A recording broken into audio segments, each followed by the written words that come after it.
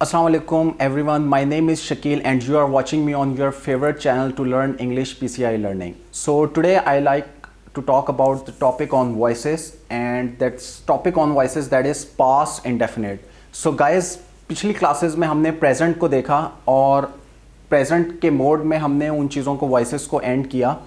आज हम past indefinite जो है इसको स्टार्ट करने जा रहे हैं. So let's get going by the formula of this. Subject plus second form of verb plus object. That's the actual formula of your active voice. Now if you just talk about the formula of passive voice, that is object plus was slash were plus third form of verb plus by plus object pronoun.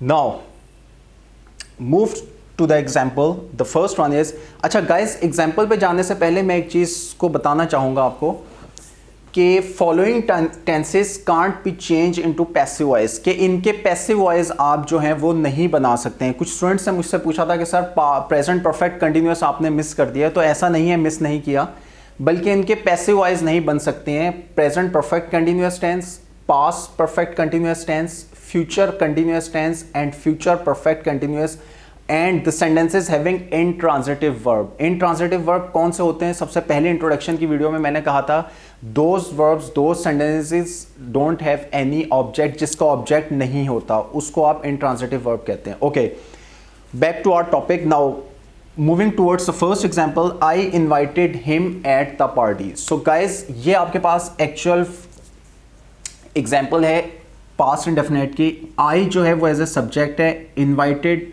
Verb है, him जो है वो object है, at the party ये basically others की condition में आपके पास जाएगा. तो आपने ये नहीं करना कि एट द पार्टी आपके पास ऑब्जेक्ट है, उससे आपने जो है वो चेंज करना स्टार्ट करना है. आई invited him at the party, आपने क्या करना है, हिम को आपने ले लेना है एज ए सब्जेक्ट में. सो हिम आपके पास एज ए सब्जेक्ट में आ जाएगा.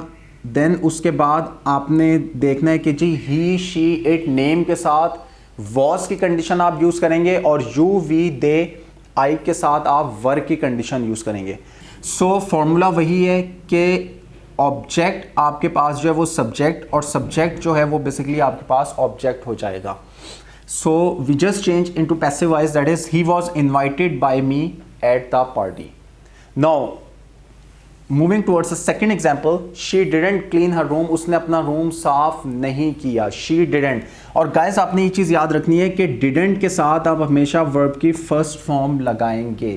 तो वही फॉर्मूला कि शी एज ए सब्जेक्ट हो गया, डिडंट जो है वो आपके पास हेल्पिंग वर्ब है, क्लीन जो है वर्ब की फर्स्ट फॉर्म, हर रूम जो है वो object. So her room wasn't clean by her.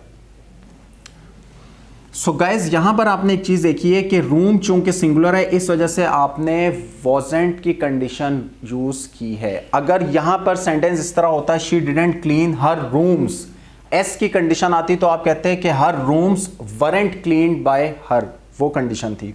Now moving towards the next example, did you play hockey yesterday.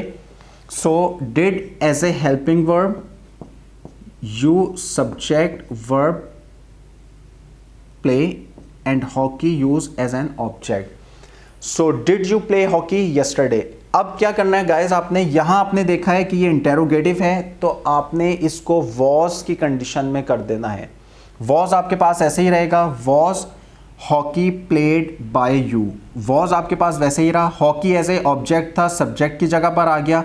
चूंकि आपने हॉकी के बाद हेल्पिंग वर्ब नहीं लगाना, वो पहले ही आपके पास आ गया, इस वजह से आप वर्ब की थर्ड फॉर्म में इसको यूज चेंज कर देंगे और बाय यू, यू का सब्जेक्ट जो है वो ऑब्जेक्ट यू में ही रहता है. Now moving towards the last example of this topic, did Ali invite you. Guys इस एग्जांपल को आपने बहुत अच्छे तरीके से मेरे साथ देखना और समझना है, क्योंकि इसमें एक इशू है. डिड अली इनवाइट यू, वही चीज, डिड आपके पास हेल्पिंग वर्ब है, अली सब्जेक्ट है, इनवाइट वर्ब है और यू एज एन ऑब्जेक्ट की कंडीशन है. Now same rule apply here. Did use हुआ है आपके पास, आपने यहां पर वर लगा दिया है, लेकिन क्यों वर लगाया है? ऊपर मैंने वॉज लगाया था, नीचे वर क्यों लगाया है? क्योंकि यहां जब आप ऑब्जेक्ट देख रहे हो, ये सब्जेक्ट बनेगा यू, तो यू के साथ गाइस आप वॉज की कंडीशन नहीं बल्कि वर की कंडीशन का यूज करते हैं. सो वही रूल है, वही फॉर्मूला है कि डिड आपके पास आ जाएगा तो आपने यहाँ पर इंटेरोगेटिव बनाते हुए वर्ब पहले ले आए, यू। अब देखें यहाँ पर यू के बाद आपने क्या करना है, वर्ब की थर्ड फॉर्म इनवाइटेड यूज करनी है और फिर बाय अली, यानी कि were you invited bye Ali.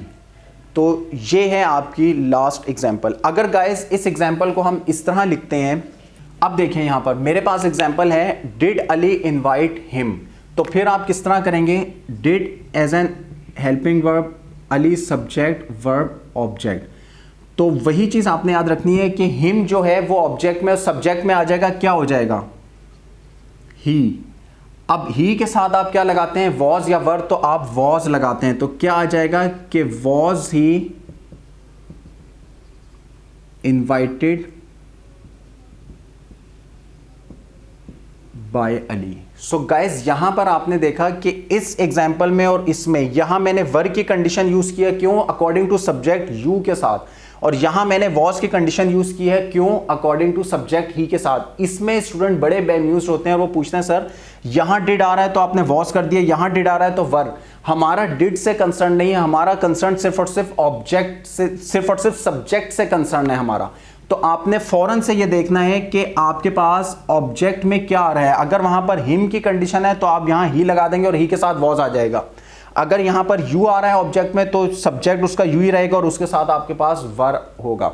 So guys इस टॉपिक को अच्छी तरह देखें, अच्छी तरह समझें, बार बार देखते रहें, क्योंकि जितना देखेंगे उतनी आपकी प्रैक्टिस होगी, उतना आप उन चीज़ों को रिजॉल्व करेंगे और सॉर्ट आउट करने की कोशिश करेंगे। सो अगर कोई आपके पास क्वेश्चन आता है, just write down in the comment section.